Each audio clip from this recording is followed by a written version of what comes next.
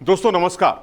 आज हम बात करेंगे तेज गेंदबाजों की और तेज गेंदबाजी में भी हम बात करेंगे साउथ अफ्रीका के तेज गेंदबाजों की, क्योंकि सीरीज 9 तारीख से शुरू हो रही है T20 क्रिकेट की, इंडिया वर्सेस साउथ अफ्रीका। और इस सीरीज में जाहिर सी बात है सबकी नज़रें रहेंगी साउथ अफ्रीका के तेज गेंदबाजों पर, क्योंकि भारतीय तेज गेंदबाजों से हमारे इंडियन फैंस पूरी तरह से वाकिफ हैं। कागिसो रबाडा होंगे मुख्य आक्रमण के सूत्रधार साउथ अफ्रीका के।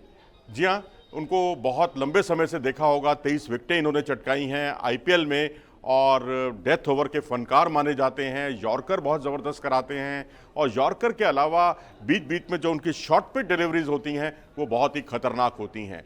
और उनका साथ देने के लिए वैसे तो एनरिक नोर्किया की जोड़ी उनकी बहुत रमी है, बहुत जमी है, लेकिन दिक्कत यहाँ सबसे बड़ी ये है कि एनरिक नोर्किया क्या पूरी तरह से फिट होंगे, उस पर सबकी नज़रें टिकी हुई हैं।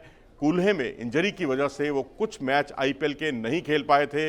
रफ्तार के सौदागर हैं, सही मायने में अच्छी खासी रफ्तार से बल्लेबाजों को परेशान करते हैं, लेकिन यहाँ पर उनका खेलना थोड़ा सा सस्पेंस बना हुआ है। शायद इसी वजह से वेन पार्नेल को लंबे समय के बाद 5 साल के बाद टीम में वापसी की गई है उनकी, कि शायद देखिए अगर एनरिक नोकिया ना खेलें तो पार्नेल उनकी जगह पर खेल सकें। हालांकि पार्नेल को भी डोमेस्टिक क्रिकेट में कोई बहुत ज़्यादा कामयाबी नहीं मिली है। तीसरे गेंदबाज हैं टीम के, अगर एनरिक नोकिया खेलते हैं तो निश्चित तौर पर साउथ अफ्रीका के लिए कि आक्रमण में जान आ जाएगी।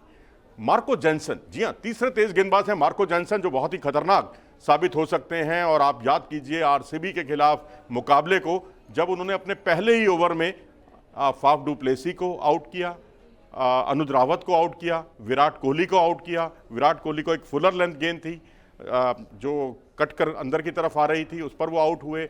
और उसके अलावा अनुज रावत को उन्होंने आउट किया और बोल्ड किया था उन्होंने फाफ डू प्लेसी को। तो इस तरह से एक ही ओवर में 3 विकेट उन्होंने चटकाए। शुरुआती ओवरों में बहुत ही खतरनाक साबित होते हैं, तो इसीलिए कोशिश यही होगी कप्तान की, बाबूमा की, कि उनको 4 ओवर या 3 ओवर कम से कम शुरुआती ओवरों में ही करवा लिए जाएं, क्योंकि आखिरी ओवरों में वो बहुत महंगे साबित होते हैं। गुजरात टाइटंस के खिलाफ याद कीजिए वो मुकाबला, जब उनका आखिरी ओवर था, यानी पारी का आखिरी ओवर था, और उसमें राशिद खान ने 4 छक्के जड़ दिए थे उनकी गेंदों पर। तो जाहिर सी बात है कि यहाँ थोड़ा सा डेथ ओवर में परेशानी हो सकती है अगर उनको गेंदबाजी के लिए लाए जाते हैं, क्योंकि उस वक्त बल्लेबाज आउट होने की चिंता नहीं करता और ताबड़तोड़ शॉट लगाने के प्रयास में रहता है, उठाना चाहता है, लिफ्ट करना चाहता है। उसमें कई बार विकेट गिरता भी है और कई बार छक्के भी लगते हैं। तो वही कुछ हुआ था गुजरात टाइटंस के खिलाफ उनके सामने। तो मार्को जैनसन, एक ज़माने में आपको मैं याद दिला दूं, जब भारतीय टीम गई थी साउथ अफ्रीका के दौरे पर, तकरीबन 2008, 17, 18 की बात है, और उसमें मार्को जैनसन एक नेट बॉलर के तौर पर आए थे और विराट कोहली को वो गेंदबाजी कर रहे थे। अब उनको क्या पता कि वो आने वाले समय में वो उनकी टीम में एक स्थायी सदस्य बन जाएंगे और विराट कोहली के विकेट चटकाएंगे। ये अपने आप में बहुत ही दिलचस्प पहलू है। अगर बल्लेबाजी को स्ट्रॉन्ग करने की नौबत आई तो निश्चित तौर पर यहाँ मैं कहूँगा कि प्रेटोरियस को टीम में शामिल किया जा सकता है। हालांकि प्रेटोरियस बहुत ज़्यादा इफेक्टिव बॉलर नहीं है, लेकिन फिर भी विकेट टेकिंग ऑप्शन है, रन खूब बनते हैं उन पर, लेकिन वो विकेट भी चटकाते हैं। अपनी नेशनल टीम की ओर से बहुत विकेट चटकाए हैं उन्होंने। और फिर ऑप्शन आता है लुंगी एंगड़ी का, यदि आक्रमण को और धारदार बनाना है। और ये स्थिति तब आती है जब किसी वजह से एनरिक नोर्किया अपनी इंजरी से रिकवर ना कर पाए हों या उनकी इंजरी दोबारा से उभर कर सामने आ गई हो, तो ऐसी स्थिति में लुंगी एंगड़ी को खिलाया जा सकता है। याद कीजिए भारतीय टीम जब साउथ अफ्रीका के दौरे पर गई थी तो उन्होंने वनडे क्रिकेट में विकेट भी चटकाए थे भारत के खिलाफ, लेकिन भारत के खिलाफ ओवरऑल उनका प्रदर्शन बहुत उत्साहवर्धक नहीं रहा है, बहुत महंगे साबित होते हैं।